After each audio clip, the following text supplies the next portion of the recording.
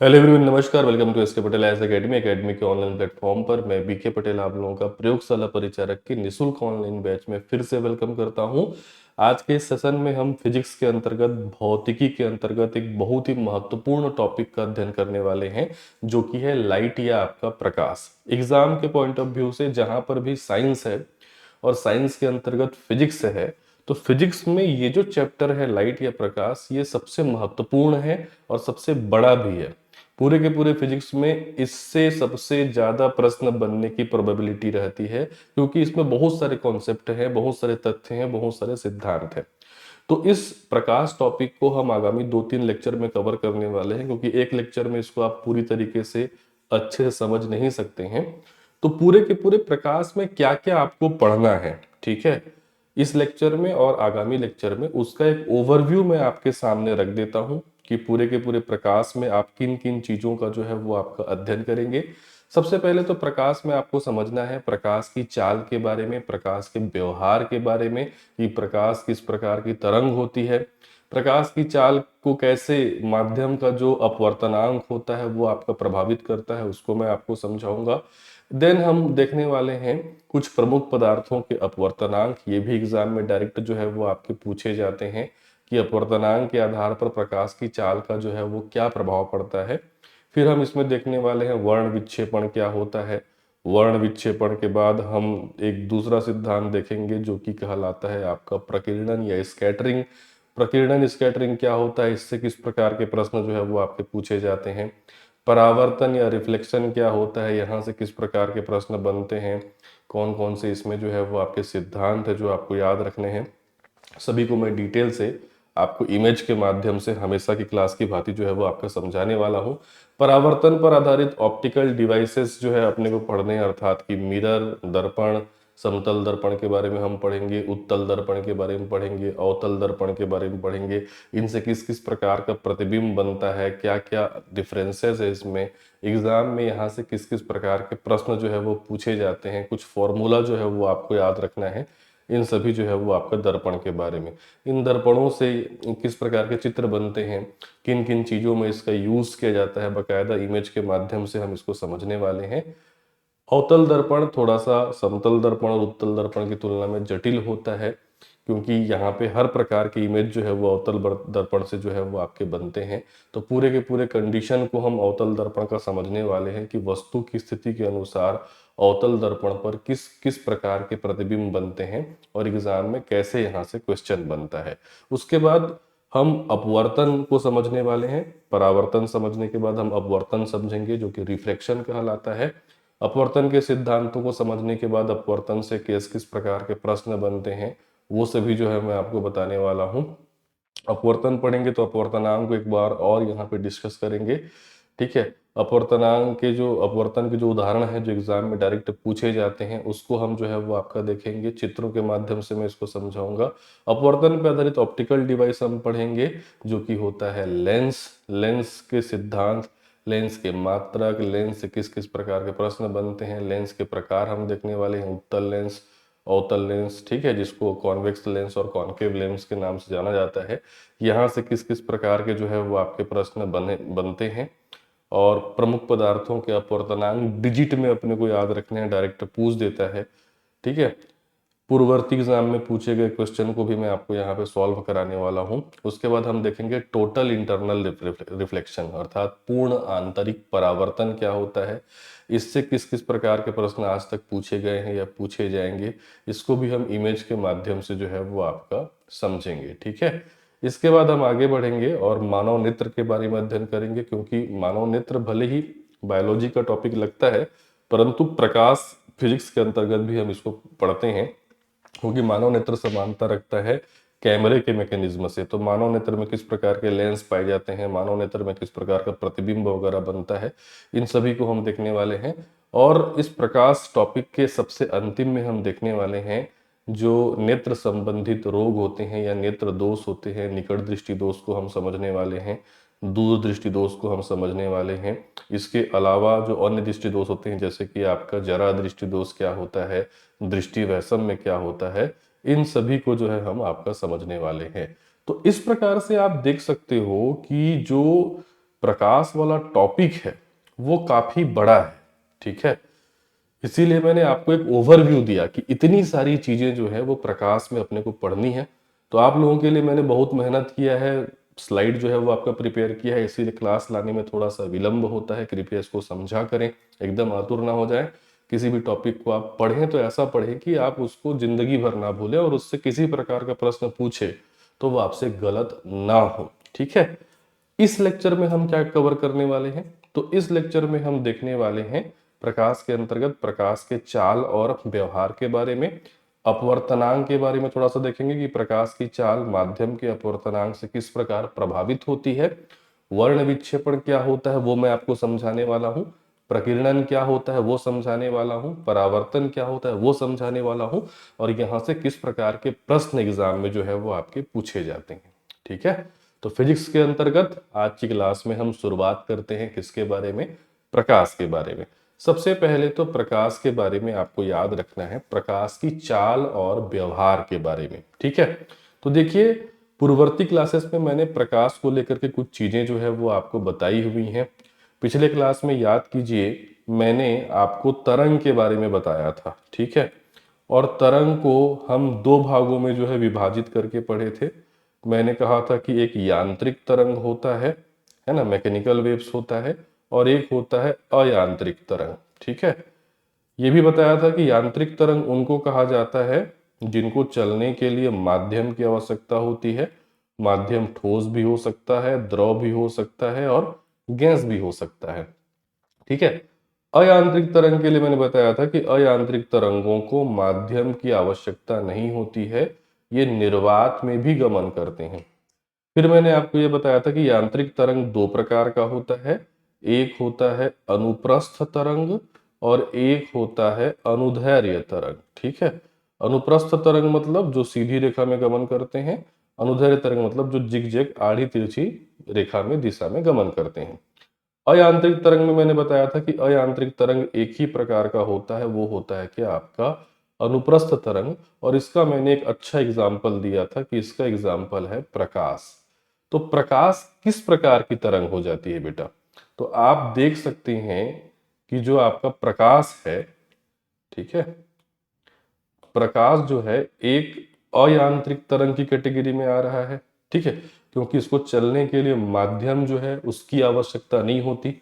ये निर्वात में भी क्या कर सकता है? गमन कर सकता है, तभी सूर्य का प्रकाश पृथ्वी तक, धरती तक पहुंच पाता है।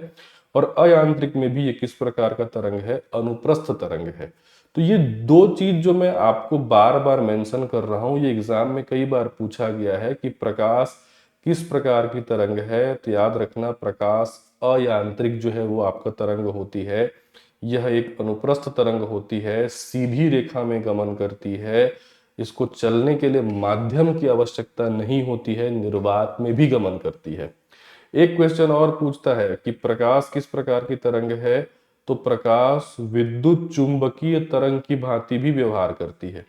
जितने गुण प्रकाश के मैंने बताया ना, वो सभी इलेक्ट्रोमैग्नेटिक वेव्स के गुण हैं। तो एक चीज और भी आप याद रखना कि प्रकाश की जो प्रवृत्ति होती है, प्रकाश की जो प्रकृति होती है, वो विद्युत चुंबकीय तरंग की भांति होती है। जितनी चीजें मैं यहाँ पे आपको बताते हुए चल रहा हूं ना, सभी एग्जाम में डायरेक्ट क्वेश्चन के रूप में आपसे पूछी जाएंगी, ठीक है।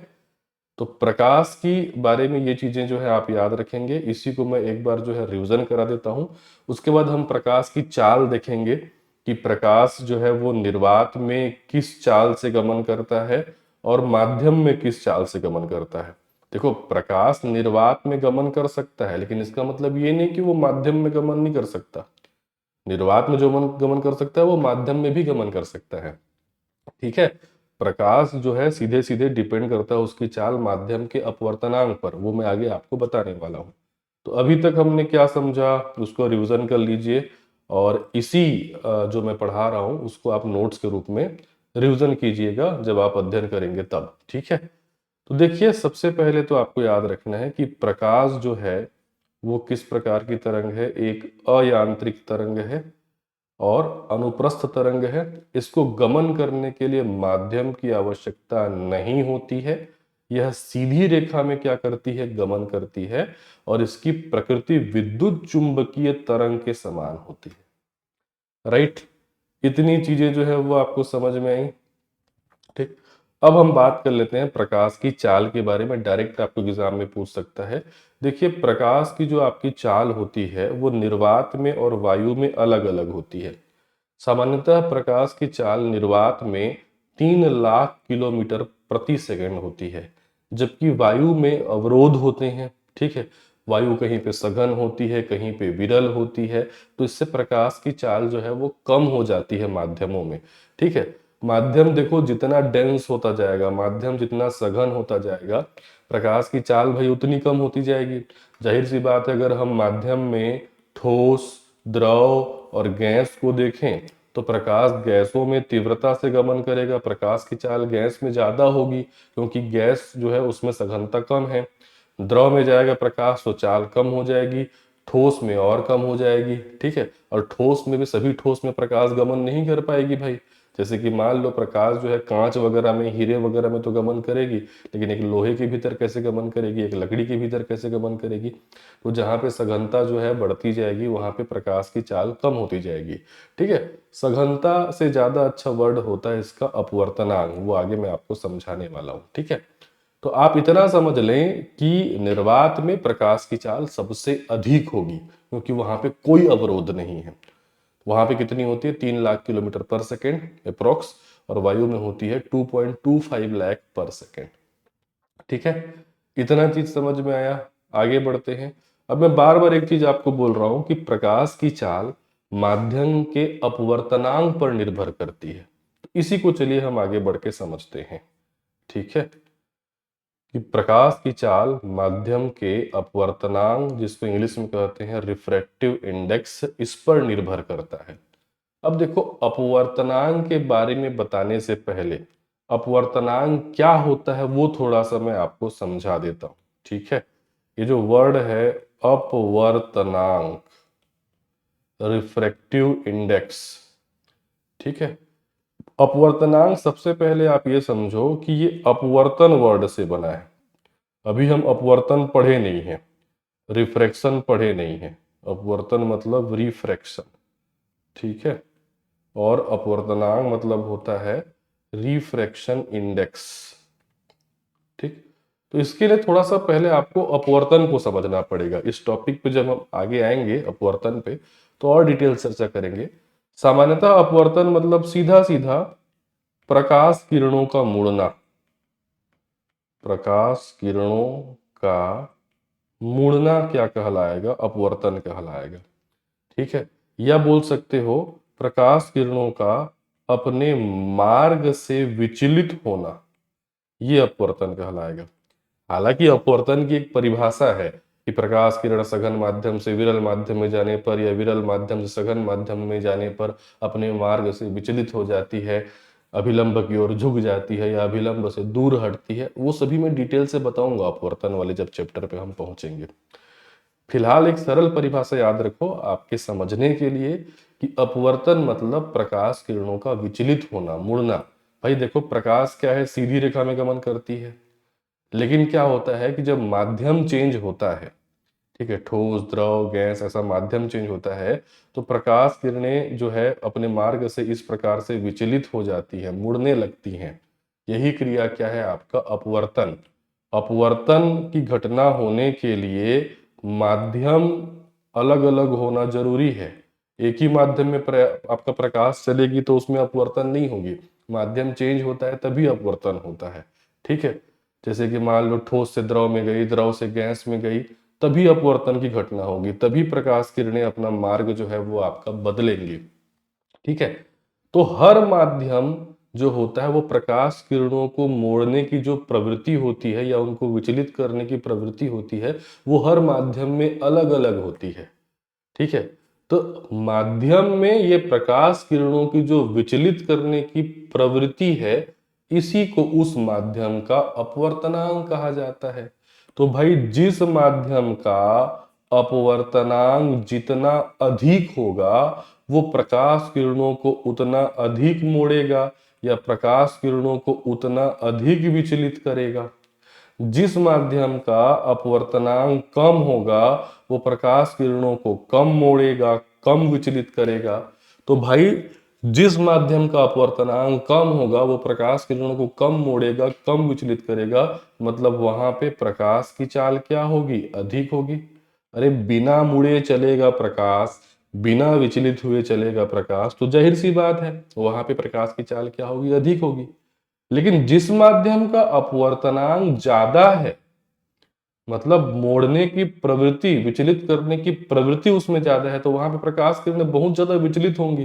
तो जितनी ज्यादा विचलित होंगी, जितनी ज्यादा प्रकाश किरणें मुड़ेंगी, तो वहां पे प्रकाश की चाल क्या हो जाएगी, कम। तो सीधे सीधे आप ये समझ सकते हो कि प्रकाश की चाल माध्यम के अपवर्तनांक के व्युत्क्रमानुपाती होती है, मतलब उल्टा होता है जस्ट। अपवर्तनांक जहां पे कम होगा प्रकाश की चाल वहां पे अधिक होगी, अपवर्तनांक जिस माध्यम का अधिक होगा वहां पे प्रकाश की चाल कम होगी। समझ गए जो मैं आपको समझाना चाह रहा हूं? आई थिंक समझ गए होंगे इतने में। ठीक है, तो सीधी सीधी बात है कि प्रकाश की जो चाल होती है वो माध्यम के अपवर्तनांक पर निर्भर करती है। यदि माध्यम का अपवर्तनांक अधिक है तो वो प्रकाश किरणों को ज्यादा विचलित करेगा, इसीलिए वहां पे प्रकाश की चाल कम हो जाएगी। यदि माध्यम का अपवर्तनांक कम है तो वो प्रकाश किरणों को कम विचलित करेगा और वहां पे प्रकाश की चाल बढ़ जाएगी। ठीक है, अब अपवर्तनांक का मैं आपको एक इंडेक्स भी बता देता हूं, जो ज्यादातर एग्जाम में जो है वो आपका पूछा जाता है। इससे कुछ चीजें जो है वो आपको समझ में आ जाएंगी। जैसे मैं यहाँ पे एक चीज लिख रहा हूं, फिर आपको समझाता हूं। निर्वात, निर्वात के बाद मैंने ले लिया वायु, वायु के बाद मैंने ले लिया जल, जल के बाद मैंने ले लिया कांच, कांच के बाद मैंने ले लिया हीरा। इसको दिमाग में बिठा लीजिए। प्रकाश पढ़ रहे हैं, प्रकाश से क्वेश्चन बनाना चाहते हैं, तो ये अपवर्तनांक का क्रम आपको पता होना चाहिए। एक्चुअल में ये जो मैंने लिखा है ये अपवर्तनांक का एक प्रकार का बढ़ता हुआ क्रम है। ठीक है, अपवर्तनांक का बढ़ता हुआ क्रम, बढ़ता हुआ क्रम बोल रहा हूं मतलब ये अपवर्तनांक का बढ़ता हुआ क्रम है। मतलब अपवर्तनांक अगर हम नीचे की ओर जा रहे हैं तो अधिकतम होता जाएगा, बढ़ता हुआ जाएगा, और ऊपर की ओर जाएंगे तो न्यूनतम होगा। ठीक है, तो निर्वात में तो कोई माध्यम नहीं होता बेटा। आप अंतरिक्ष को इमेजिन कर लो, स्पेस को इमेजिन कर लो। ठीक है, वहां पे कोई माध्यम नहीं है, कोई माध्यम नहीं है, मतलब वहां पे प्रकाश किरणों को कोई विचलित नहीं कर सकता, प्रकाश किरणों को कोई मोड़ नहीं सकता। इसीलिए निर्वात का अपवर्तनांक न्यूनतम होता है, या निर्वात में अपवर्तनांक शून्य मान लो। निर्वात में कोई अवरोध ही नहीं है, कोई माध्यम ही नहीं है, तो निर्वात में अपवर्तनांक शून्य। फिर उसके बाद अपवर्तनांक थोड़ा सा बढ़ जाता है वायु में। ठीक है, अब देखो इसको इधर बढ़ते हुए जाओगे तो सघनता भी बढ़ती हुई जा रही है ना। तो निर्वात की तुलना में अगर वायु में देखोगे तो फिर वायु एक प्रकार का माध्यम है, भले ही विरल माध्यम है। ठीक है, तो यहाँ पे निर्वात की तुलना में वायु का अपवर्तनांक अधिक होगा, वायु से जल का अपवर्तनांक और अधिक होगा, जल से कांच का अपवर्तनांक और अधिक होगा। कांच मतलब ठोस हो गया, और ठोस में जनरली दो चीजें पढ़ी जाती हैं, कांच और हीरा, इसी से प्रश्न बनता है। और सर्वाधिक अपवर्तनांक ठोसों में कांच से भी ज्यादा होता है, किसका, आपका हीरे का होता है। ठीक है, तो अपवर्तनांक का इस प्रकार का ये बढ़ता हुआ क्रम है। तो प्रकाश की चाल मैंने कहा माध्यम के अपवर्तनांक के व्युत्क्रमानुपाती होती है, जस्ट उल्टी होती है। तो प्रकाश की चाल का ग्राफ ऊपर की ओर जाएगा। ये जो ग्राफ बनेगा ये हो जाएगा किसका ग्राफ, प्रकाश की चाल का ग्राफ। तो प्रकाश की जो चाल होगी, ठीक है, वो निर्वात में क्या होगी, अधिकतम, क्योंकि वहां पे कोई अवरोध नहीं है, और निर्वात का अपवर्तनांक क्या है, न्यूनतम। तो अपवर्तनांक जितना कम से कम रहेगा प्रकाश की चाल उतनी अधिक से अधिक होगी। ठीक है, जबकि इधर हीरे में जो है प्रकाश की चाल सबसे क्या होगी, कम होगी, न्यूनतम होगी। ठीक है, हीरा चमकता है तो उसमें प्रकाश की चाल ज्यादा है, ऐसा कुछ मत सोचना, उसका अलग रीजन है। हीरे का चमकना टोटल इंटरनल रिफ्लेक्शन, पूर्ण आंतरिक परावर्तन के सिद्धांत पे कार्य करता है, जिसको हम आगे समझेंगे। तो ये जो मैंने चार्ट आपके सामने रखा है ये बहुत महत्वपूर्ण है, इसको ध्यान से देखिए। समझ तो आ गया होगा कि प्रकाश की चाल अपवर्तनांक के ऑपोजिट है, और अपवर्तनांक मतलब सीधे सीधे जो माध्यम जितना डेंस है, जितना सघन है, उसका अपवर्तनांक उतना ज्यादा है। और एक मैंने चार्ट के रूप में आपको समझा दिया कि निर्वात का अपवर्तनांक सबसे कम होगा, हीरे का अपवर्तनांक सबसे ज्यादा होगा। इसी प्रकार चाल देखेंगे जस्ट उल्टा हो जाएगा, चाल जो है वो निर्वात में अधिकतम होगा और हीरे में सबसे क्या होगा आपका, कम। ठीक है, तो एक बार अंतिम में आपको समझा रहा हूं, फिर हम आगे बढ़ेंगे रिवीजन कराते हुए कि जिस पदार्थ का अपवर्तनांक जितना अधिक होता है वह प्रकाश किरणों को उतना अधिक मोड़ता है, अर्थात विचलित करता है, जिससे उस पदार्थ में प्रकाश की गति धीमी हो जाती है। ठीक है, जितना ज्यादा अपवर्तनांक, प्रकाश उतना विचलित होगा, उतनी गति उसकी क्या हो जाएगी, कम हो जाएगी। तो अभी तक जितनी चीजें मैंने आपको बताई उसको रिवीजन करा देता हूं, फिर हम अगले सिद्धांत की ओर जो है वो आपका आगे बढ़ेंगे। ठीक है, तो प्रकाश की चाल माध्यम के अपवर्तनांक पर निर्भर करती है। अपवर्तनांक का दो कंडीशन आप देख सकते हैं, अपवर्तनांक एक अधिक और अपवर्तनांक कम। तो अब आप समझ गए होंगे कि अपवर्तनांक जब अधिक होगा तो प्रकाश की चाल क्या हो जाएगी, कम, और अपवर्तनांक कम होगा तो प्रकाश की चाल हो जाएगी अधिक। एग्जाम्पल के रूप में दो पदार्थ मैं लेता हूं, जल और वायु। अभी अभी मैंने आपको एक चार्ट बताया था, भाई वायु का अपवर्तनांक जल की तुलना में क्या है, कम है, तो वायु में प्रकाश की चाल जल की तुलना में अधिक होगी। जबकि जल का अपवर्तनांक वायु की तुलना में क्या रहता है, ज्यादा रहता है, तो यहाँ पे प्रकाश की चाल वायु से क्या हो जाएगी, कम हो जाएगी। ठीक है, देख लो ये फिर से चार्ट, कुछ प्रमुख पदार्थों का अपवर्तनांक और प्रकाश की चाल। तो ये चार्ट मैंने आपके सामने रखा था, निर्वात, वायु, जल, कांच और हीरा। अगर हम अपवर्तनांक का बढ़ता हुआ क्रम देखें तो वो नीचे की ओर जाएगा, निर्वात में न्यूनतम रहेगा, फिर आपका हीरे में क्या रहेगा, अधिकतम रहेगा। प्रकाश की चाल जस्ट उल्टी चलेगी, प्रकाश की चाल देखोगे तो हीरे में सबसे कम और निर्वात में सबसे क्या रहेगी, आपका ज्यादा रहेगी। ठीक है, और जो सिद्धांत मैंने बोला था वो भी मैंने नोट्स में शामिल कर दिया है, आप उसको नोट्स में अच्छे से रिवीजन करते हुए पढ़िएगा। ठीक, आगे बढ़ते हैं और अब हम एक दूसरे कंसेप्ट पे जाते हैं जो कि है आपका डिस्पर्शन, या इसको कहा जाता है वर्ण विक्षेपण, डिस्पर्शन। अब वर्ण विक्षेपण होता क्या है, ठीक है, इमेज के माध्यम से, कलरफुल इमेज से मैं तो आपको समझाऊंगा ही, लेकिन थोड़ा सा मैं आपको बेसिक समझाता हूं। ठीक है, उसके बाद हम इमेज के माध्यम से रिवीजन करते हुए समझेंगे। ठीक, क्या चीज, वर्ण विक्षेपण।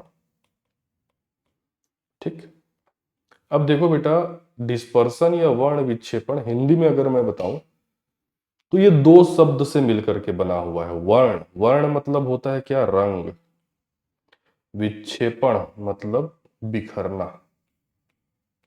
ठीक, रंगों का बिखरना वर्ण विक्षेपण है। ठीक, आप सभी को ये पता होगा, बचपन से आप सुनते हुए आ रहे होंगे कि जो श्वेत प्रकाश होता है या सामान्य सूर्य का जो आपका प्रकाश होता है, ये कितने रंगों से मिलकर के बना होता है, इसमें कितने रंग होते हैं, 7 रंग होते हैं। बट ये 7 रंग सामान्य आंखों से दिखाई नहीं देते। ये 7 रंग आप कभी कभार देख पाते हो प्राकृतिक रूप से, जब रेनबो बनता है, इंद्रधनुष बनता है, तब आप देख सकते हो इसको।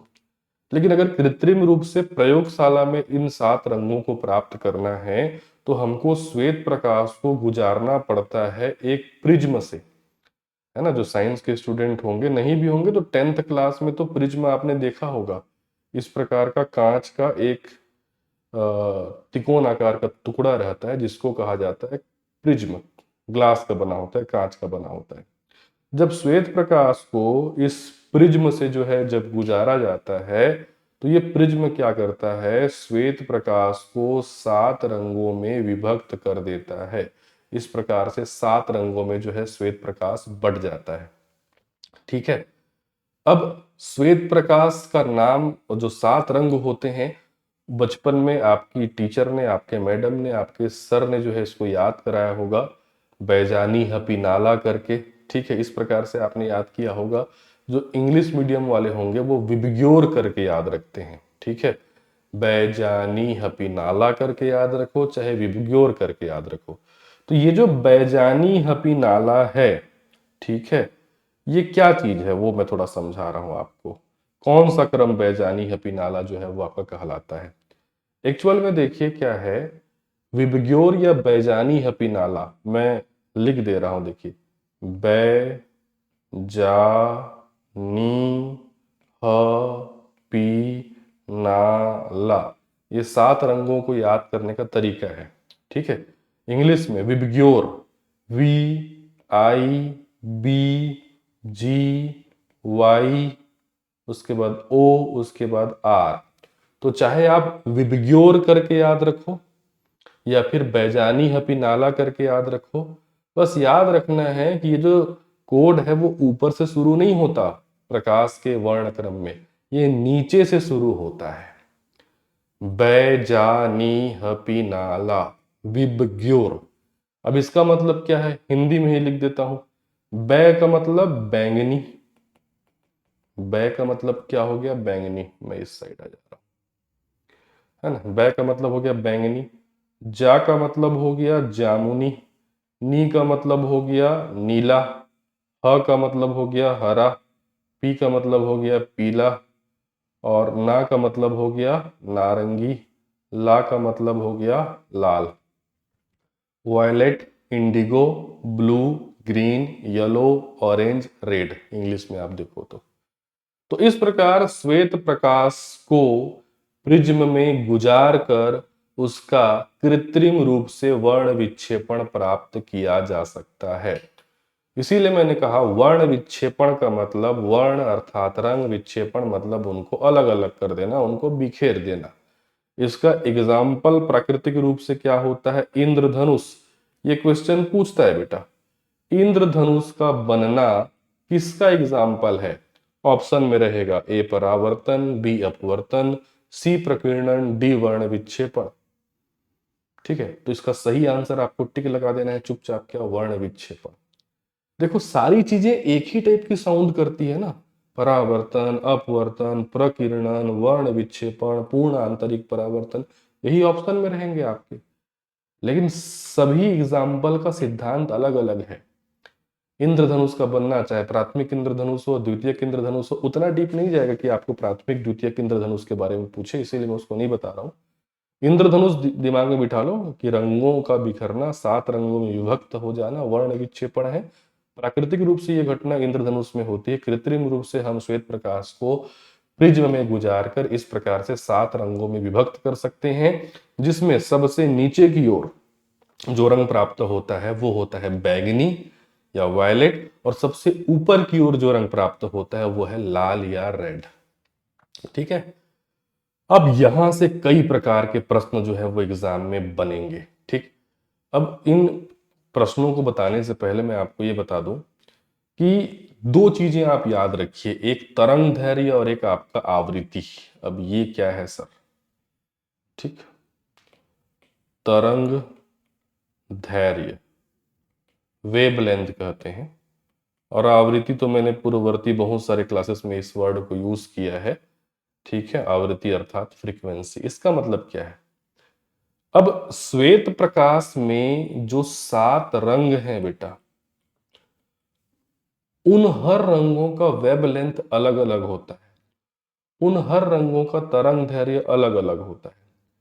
तरंग दैर्घ्य क्या है, इसको समझने के लिए आप इसका इंग्लिश वर्जन याद रखो, वेव लेंथ, LENGTH। लेंथ मतलब लंबाई, किसकी लंबाई, वेव मतलब तरंग की लंबाई। तो प्रकाश के तो आपके 7 रंग हैं, विबग्योर, बैजानी, हपी, नाला। इसमें जो है अलग अलग तरंगों का तरंग, अलग अलग रंगों का तरंग दैर्घ्य अलग अलग होता है। जिसका तरंग दैर्घ्य जितना अधिक होगा जिस भी रंग के प्रकाश का, वो उतनी लंबी दूरी तय करेगा। जिसका तरंग दैर्घ्य जितना कम होगा वो उतना कम दूरी तय करेगा। अब ये कैसे याद रखेंगे सर, ये याद रखो लेंथ से। वेब लेंथ अधिक, लेंथ अधिक मतलब लंबी दूरी तय करेगा, वेब लेंथ कम मतलब वो कम दूरी तय करेगा।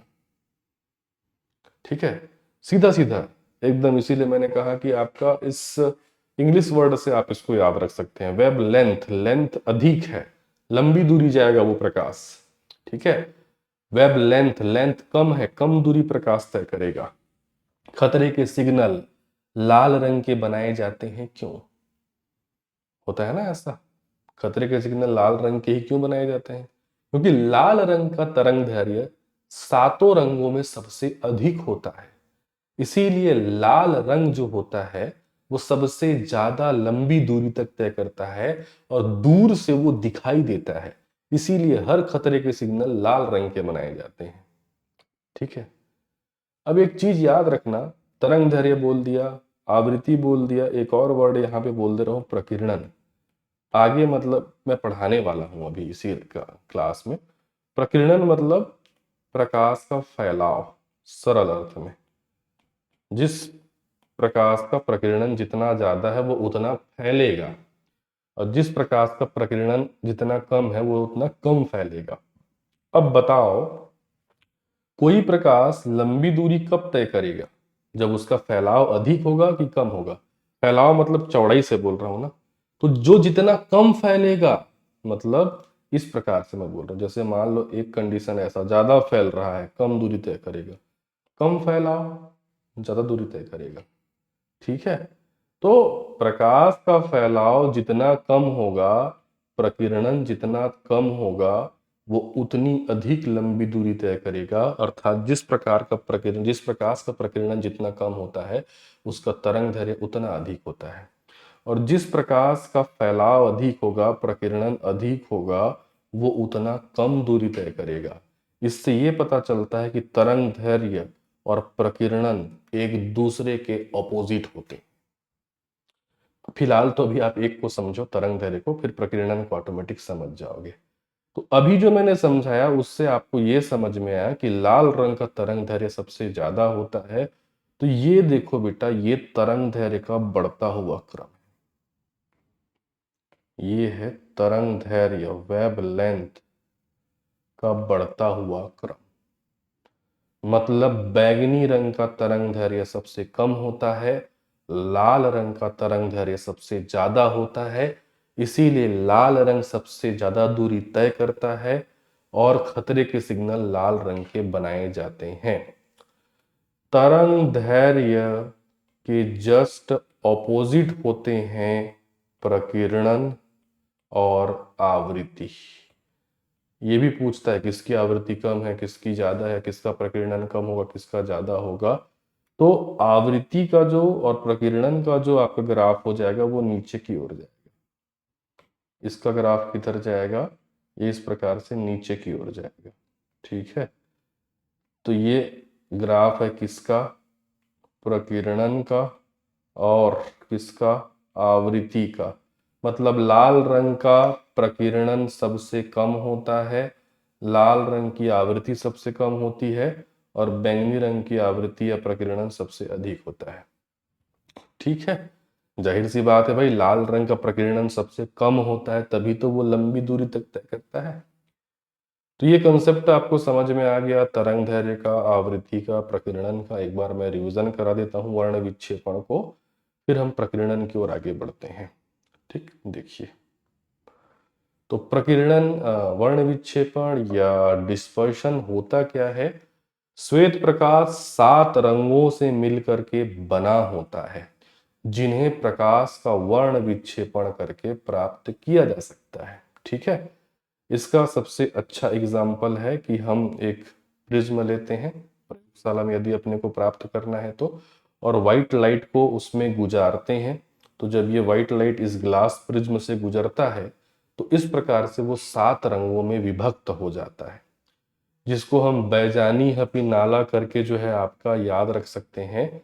इसमें विबग्योर करके भी आप याद रख सकते हैं। ध्यान रखिएगा, इसको नीचे से ऊपर की ओर जाना है, मतलब बैंगनी रंग सबसे नीचे रखना है और लाल रंग सबसे ऊपर रखना है।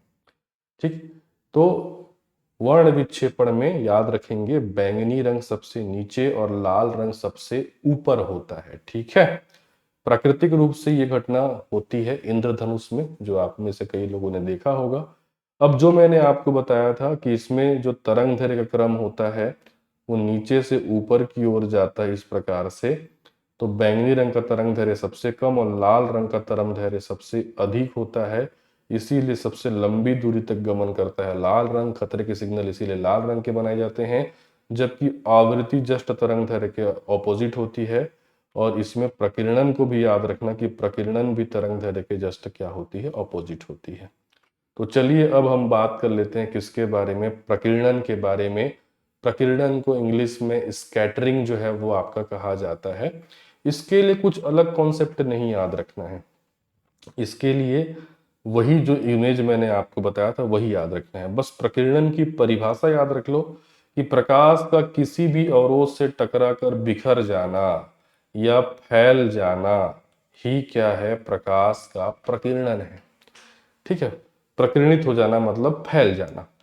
तो वही प्रकीर्णन जो है उसके लिए किसी भी अवरोध से टकरा करके वो 7 रंगों में इस प्रकार से क्या हो जाएगा, आपका विभक्त हो जाएगा।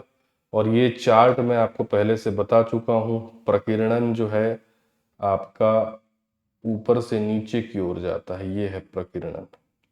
प्रकीर्णन और आवृत्ति ऊपर से नीचे की ओर जाएगी, मतलब लाल रंग का प्रकीर्णन सबसे क्या होगा, कम होगा, और बैंगनी रंग का प्रकीर्णन सबसे क्या होगा, अधिक होगा। कई प्रकार से आप इसको समझ सकते हो कि बैंगनी रंग सबसे कम दूरी तय करेगा, लाल रंग सबसे अधिक दूरी तय करेगा, क्योंकि लाल रंग सबसे कम फैलता है, बैंगनी रंग सबसे ज्यादा फैलता है। और एग्जाम में इससे कई प्रकार के क्वेश्चन बनते हैं, वो क्वेश्चन मैं आपके सामने रख रहा हूं। यहाँ पे कुछ कुछ क्वेश्चन दिखाई दे रहे हैं। पहले क्वेश्चन के ऊपर चर्चा करते हैं कि पृथ्वी से आकाश का रंग हल्का नीला क्यों दिखाई देता है। ठीक है, अब देखो मैं लिख के नहीं समझा रहा हूं, इसको बोल के समझा रहा हूं।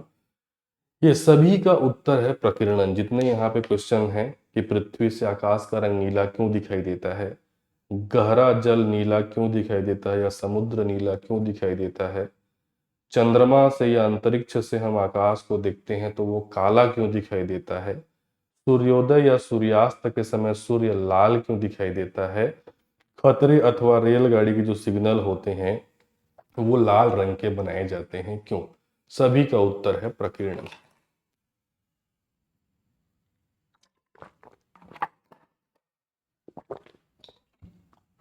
कैसे देखो, पृथ्वी से आकाश का रंग नीला क्यों दिखता है। आप आसमान को देखते हो, आसमान नीला क्यों दिखता है, क्योंकि सूर्य के प्रकाश में जो 7 रंग होते हैं उन 7 रंगों में सबसे ज्यादा प्रकीर्णन किसका होगा, सबसे ज्यादा प्रकीर्णन होगा भाई बैंगनी रंग का होगा। इस बैंगनी रंग का प्रकीर्णन सबसे ज्यादा होगा, क्योंकि प्रकीर्णन का देखो क्रम ही ऐसा है, लाल रंग का प्रकीर्णन सबसे कम होगा, बैंगनी रंग का प्रकीर्णन सबसे अधिक होगा। अब बैंगनी के जस्ट ऊपर जाओगे तो देखो जामुनी है, नीला है, तो नीचे के जो रंग हैं उनका फैलाव ज्यादा होगा, उनका प्रकीर्णन ज्यादा होगा। तो जब सूर्य का प्रकाश निर्वात से होते हुए अंतरिक्ष में होते हुए जैसे ही पृथ्वी पर एंटर करता है, पृथ्वी के वायुमंडल में जो धूल के कण पाए जाते हैं उन कणों से टकरा के प्रकाश का प्रकीर्णन होता है। उन कणों से टकरा के प्रकाश की किरणें आपका प्रकीर्णित होती हैं, बिखर जाती हैं। तो इसमें सबसे ज्यादा बिखराव, सबसे ज्यादा फैलाव नीचे के इन 3 रंगों का होता है, बैंगनी, जामुनी और नीला। और ये 3 रंग मिल करके हल्का नीला, स्काई ब्लू कलर देते हैं, इसीलिए हमारा आसमान नीला दिखाई देता है। यही कंसेप्ट लागू होता है समुद्र के ऊपर या गहरे जल के ऊपर कि समुद्र नीला क्यों दिखता है, क्योंकि समुद्र में भी जब प्रकाश की किरणें पड़ती हैं तो वहां पे जल में स्थित जो कण होते हैं वो क्या कर देते हैं, प्रकाश किरणों को प्रकीर्णित कर देते हैं।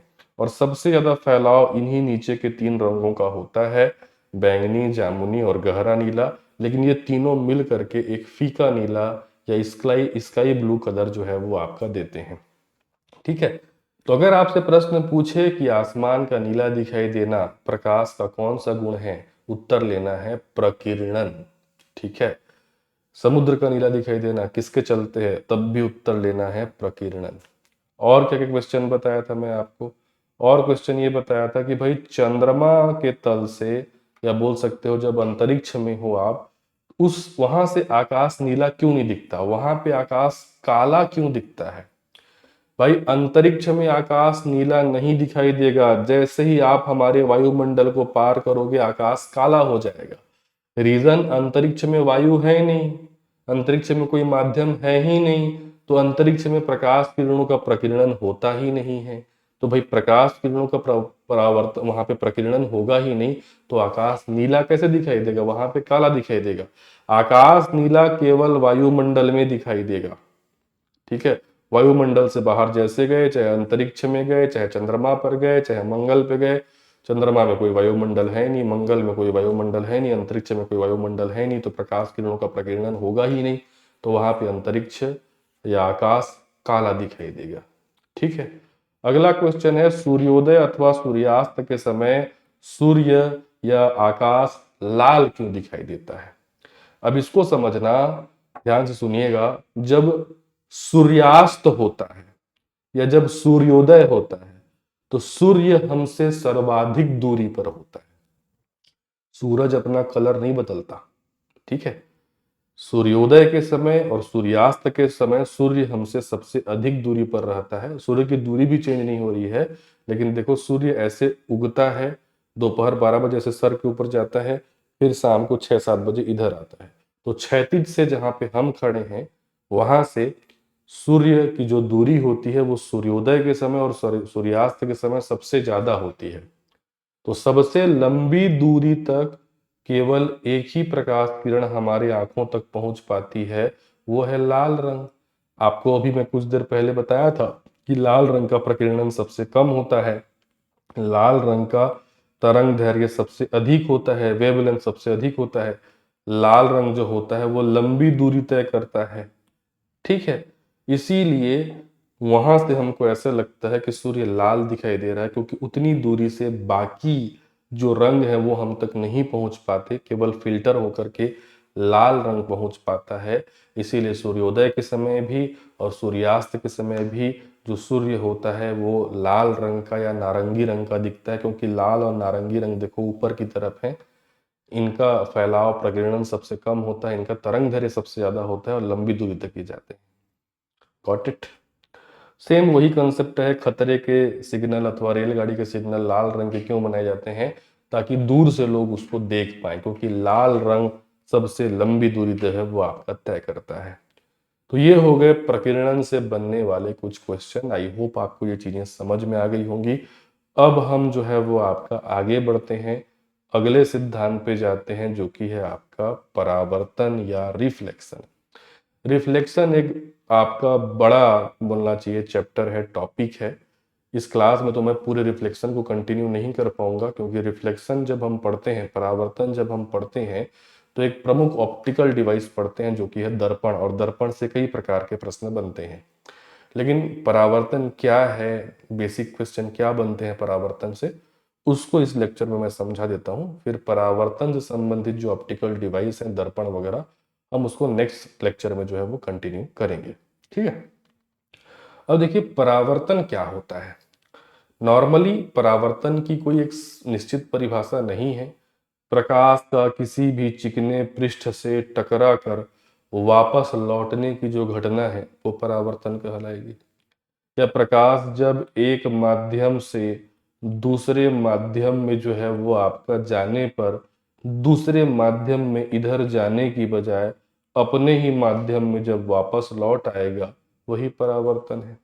मतलब कुल मिलाकर के प्रकाश का किसी भी चिकने पृष्ठ से टकरा कर वापस लौटने की घटना क्या कहलाती है? परावर्तन कहलाती है।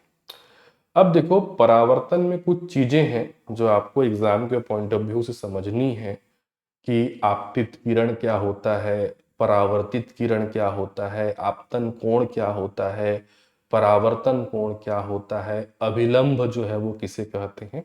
इसको एक इमेज के माध्यम से मैं आपको समझाता हूँ, ठीक है। यहीं पर जो है मैं आपको समझा दे रहा हूँ। देखिए मान लीजिए इसको एक चिकना पृष्ठ मान लीजिए, ठीक है। ये एक चिकना पृष्ठ है। इस चिकने पृष्ठ पर प्रकाश किरण इस प्रकार से आई, ठीक है, ये प्रकाश किरण इस प्रकार से आई और टकरा करके जो है इस प्रकार क्या लौट गई, वापस लौट गई, ठीक। तो जो किरण आ करके गिरी, जो किरण आपतित हुई, इस किरण को कहेंगे आपतित किरण। जो किरण आकर के गिरती है उसको आपतित किरण कहते हैं। जो किरण उस पृष्ठ से टकराकर परावर्तित हुई, उस किरण को परावर्तित किरण कहते हैं। इतना तो समझ में आ गया होगा, आपतित किरण, परावर्तित किरण, ठीक है। अब एक हम काल्पनिक लंब बनाते हैं इनके बीचों बीच।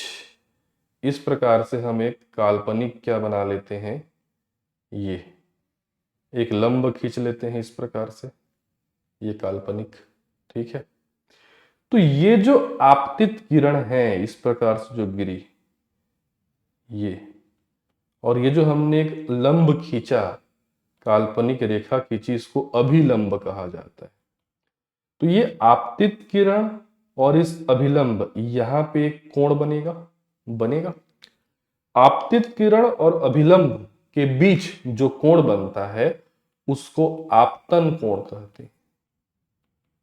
ये कोण कौन सा कोण है, आपतन कोण, ठीक है। उसी प्रकार से जो किरण परावर्तित हुई, इस परावर्तित किरण और अभिलंब के बीच जो इस प्रकार का कोण बनेगा इधर, इसको परावर्तन कोण कहते हैं, परावर्तन कोण कहते हैं। और आपतन कोण और परावर्तन कोण का मान क्या होता है, बराबर होता है। जिस एंगल पे आपतित किरण गिरती है उसी एंगल पे वो परावर्तित होती है। ये परावर्तन का बेसिक सिद्धांत है। यहाँ पे मैंने ये टर्म्स आपको याद कराए हैं क्योंकि ये आगे के लेक्चर में काम आएंगे। बीच का जो ये मैंने बनाया वो क्या है, अभिलंब, ठीक है।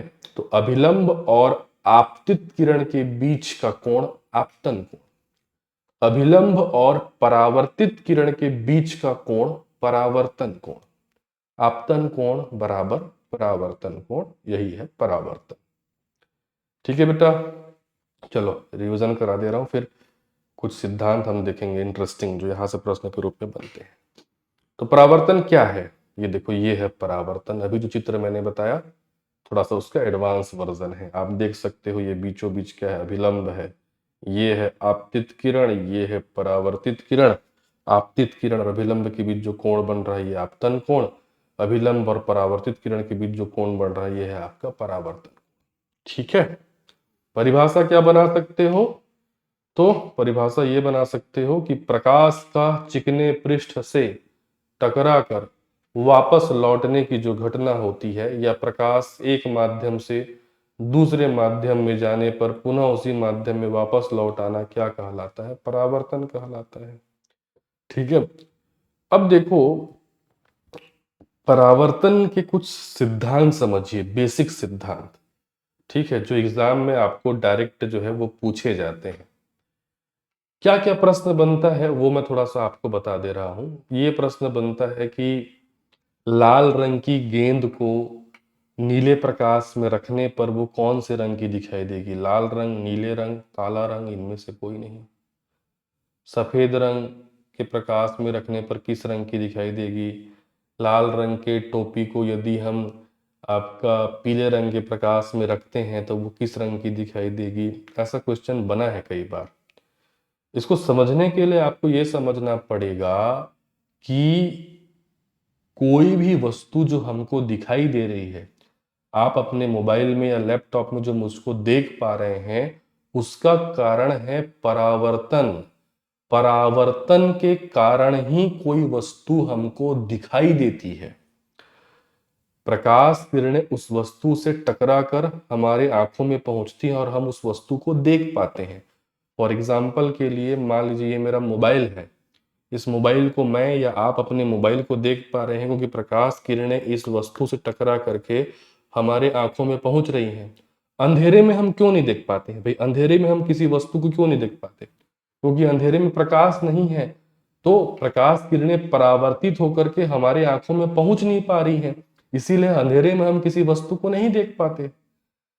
तो परावर्तन के चलते ही कोई भी वस्तु हमको दिखाई देती है। सीधा सिंपल क्वेश्चन, कोई वस्तु हमको क्यों दिखाई देती है?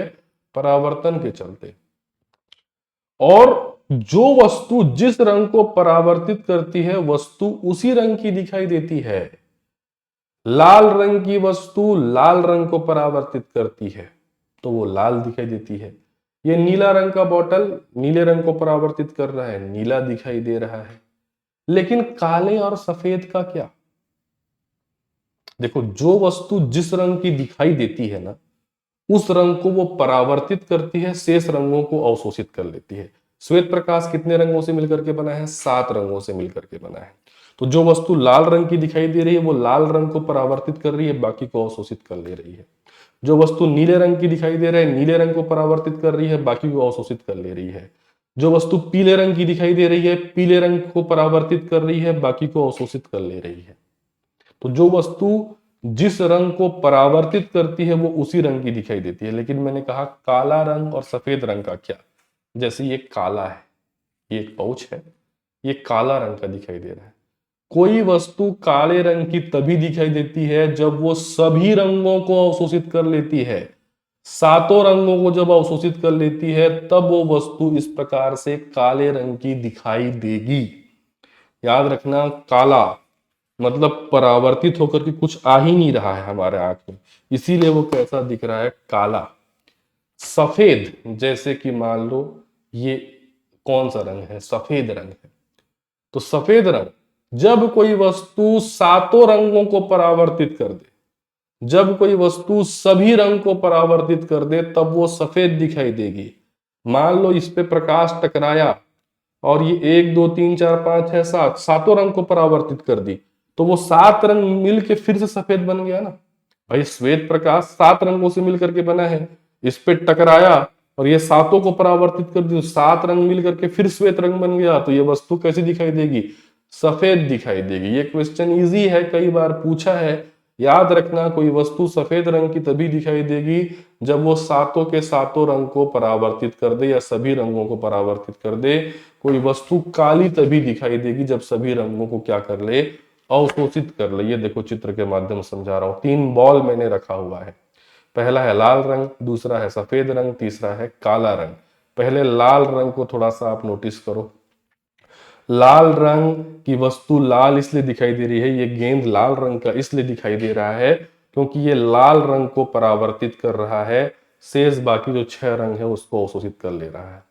कोई वस्तु सफेद रंग की तभी दिखाई देगी जब वो सभी रंगों को क्या कर दे? परावर्तित कर दे। और कोई वस्तु काला रंग का तब दिखाई देगा जब वो सभी रंगों को क्या कर ले? आपका अवशोषित कर ले। ठीक है। अब देखो, क्वेश्चन ये बनता है कि मैं यहाँ पे क्वेश्चन लिख दे रहा हूं, वैसा बहुत सारा क्वेश्चन जो है वो आपका बन सकता है। यदि लाल रंग के गेंद को पीला प्रकाश में रखा जाए तो वो किस रंग की दिखाई देगी? यदि लाल रंग के गेंद को लाल प्रकाश में रखा जाए तो वो किस रंग की दिखाई देगी? ठीक है। देखो क्या है कि जब लाल रंग के गेंद को हम पीले प्रकाश में रखेंगे तो वो गेंद काला दिखाई देगा। लेकिन अगर हम लाल रंग के गेंद को लाल प्रकाश में रखेंगे तो वो लाल दिखाई देगा। लाल रंग के गेंद को यदि हम श्वेत प्रकाश में रखेंगे तो वहां पे तो लाल दिखाई देगा ही। नॉर्मल कोई लाल रंग का वस्तु श्वेत प्रकाश में तो लाल दिखाई देता है। अब लाल रंग के गेंद को पीले प्रकाश में रखने पर वो काला क्यों दिखाई देगा, उसको समझिए। लाल रंग की वस्तु का गुण है लाल रंग को परावर्तित करना। देखिए, लाल रंग की वस्तु गुण है लाल रंग को परावर्तित करना, शेष सभी रंगों को अवशोषित करना। शेष सभी रंगों को अवशोषित करना, ये मैं 2 बार इसलिए बता रहा हूं कि जैसे कि एक लाल गेंद आपने रखा और पीला लाइट डाला, तो लाल रंग के पदार्थ का गुण क्या है? पीले रंग को अवशोषित कर लेना। उसका गुण है केवल लाल रंग को परावर्तित करना। लाल के अलावा पीला, हरा, नीला, नारंगी सबको वो क्या कर लेगा? अवशोषित कर लेगा। तो आपने लाल गेंद को केवल पीला प्रकाश दिया, वो तो पीले प्रकाश को परावर्तित नहीं करेगा ना, वो तो केवल लाल प्रकाश को परावर्तित करेगा, वो पीले प्रकाश को अवशोषित कर लेगा। ठीक है, तो वो परावर्तित कुछ करेगा ही नहीं, तो वो लाल रंग का गेंद पीले प्रकाश में काला दिखाई देगा। केवल पीले प्रकाश में ही नहीं, उस लाल रंग की गेंद को श्वेत प्रकाश और अपने लाल प्रकाश को छोड़ करके आप किसी भी रंग के प्रकाश में रखेंगे वो काला ही दिखाई देगा। लाल रंग की गेंद को लाल प्रकाश में रखोगे तो वो लाल इसलिए दिखाई देगा क्योंकि लाल प्रकाश में लाल रंग है उसके पास परावर्तित करने के लिए, तो लाल गेंद लाल प्रकाश में लाल ही दिखाई देगा। श्वेत प्रकाश नॉर्मल जैसा लाइट में मैं बैठा हूं वहां पे लाल रंग की वस्तु लाल ही दिखाई देगी, क्योंकि उस श्वेत प्रकाश में परावर्तित करने के लिए लाल रंग भी है, क्योंकि श्वेत प्रकाश में 7 रंग है। लेकिन लाल रंग की वस्तु श्वेत प्रकाश और लाल प्रकाश को छोड़ के बाकी हर रंग में काली दिखाई देगी। लाल रंग की वस्तु पर केवल ग्रीन लाइट डालो, सोख लेगा ग्रीन को, काला दिखेगा। लाल रंग की वस्तु में पीली लाइट डालो, अवशोषित कर लेगा पीली लाइट को, काला दिखाई देगा। लाल रंग की वस्तु में नीली लाइट डालो, नीला रंग को अवशोषित कर देगा, काला दिखाई देगा। तो कोई भी वस्तु, इस सिद्धांत को याद रखना, कोई भी वस्तु श्वेत प्रकाश जो कि 7 रंगों से मिलकर के बना होता है एवं स्वयं के रंग के प्रकाश में ही अपने वास्तविक रंग में दिखाई देगी, बाकी अन्य किसी प्रकाश में, बाकी अन्य किसी एक प्रकाश में वो काले रंग की दिखाई देगी। समझ में आई बात? तो कोई वस्तु जो है जिस रंग को परावर्तित करती है वो उसी रंग की दिखाई देती है, बाकी रंगों को वो अवशोषित कर लेती है। इसीलिए कोई वस्तु अपने वास्तविक रंग में या तो श्वेत प्रकाश में दिखाई देती है, या जिस रंग की वो वस्तु है उस रंग का प्रकाश डालोगे तो वो दिखाई देती है, अन्य रंग के प्रकाश में वो काले रंग की दिखाई देगी। जब कोई वस्तु सभी प्रकाश किरणों को, ठीक है, जब कोई वस्तु जो है वो सभी प्रकाश किरणों को परावर्तित कर देती है तब वो सफेद रंग की दिखाई देती है, और जब कोई वस्तु सभी प्रकाश किरणों को अवशोषित कर लेती है तब वो काले रंग की दिखाई देती है। ये हो गया परावर्तन से संबंधित कुछ सामान्य फैक्ट। उसके बाद अपने को देखना है, जिसको हम नेक्स्ट लेक्चर में कवर करेंगे, परावर्तन पर आधारित ऑप्टिकल डिवाइस। और परावर्तन पर आधारित ऑप्टिकल डिवाइस होता है मिरर या दर्पण। दर्पण 3 प्रकार के होते हैं, एक होता है उत्तल दर्पण, एक होता है समतल दर्पण, एक होता है अवतल दर्पण।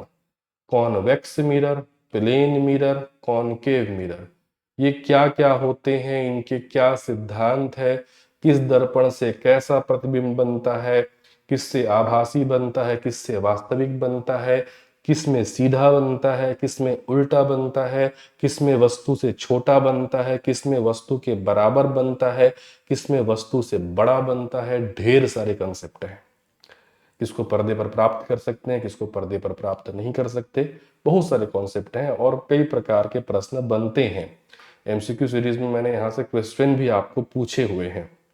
ठीक है, तो इन एमसीक्यू सीरीज मतलब जो यूट्यूब में डल रहा है फ्री वाला, वो बात कर रहा हूँ। ठीक, तो इन सभी आपके तथ्यों को हम आगामी लेक्चर में जो है वो आपका कवर करने वाले हैं।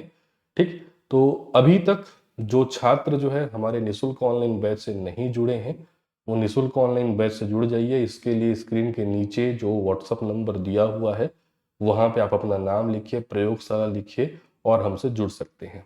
साथ ही साथ जो छात्र हमारे पेड ऑनलाइन कोर्सेज ज्वाइन करना चाहते हैं या उसके बारे में जानकारी चाहते हैं, सीजीपीएससी व्यापम के हर एग्जाम के लिए अलग अलग बैचेस जो है वो आपका अवेलेबल है, उनके बारे में ज़्यादा जानकारी के लिए आप हमारे पेड नंबर पे व्हाट्सअप कर सकते हैं जो कि है 7470960094।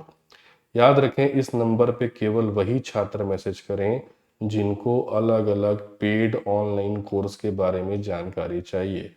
फ्री क्लासेस से जुड़ने के लिए इधर नीचे जो सफ़ेद पट्टी में नंबर है वहाँ पे आप व्हाट्सअप करें। तो मिलता हूँ मैं आपको अगले लेक्चर में, तब तक के लिए धन्यवाद, थैंक यू।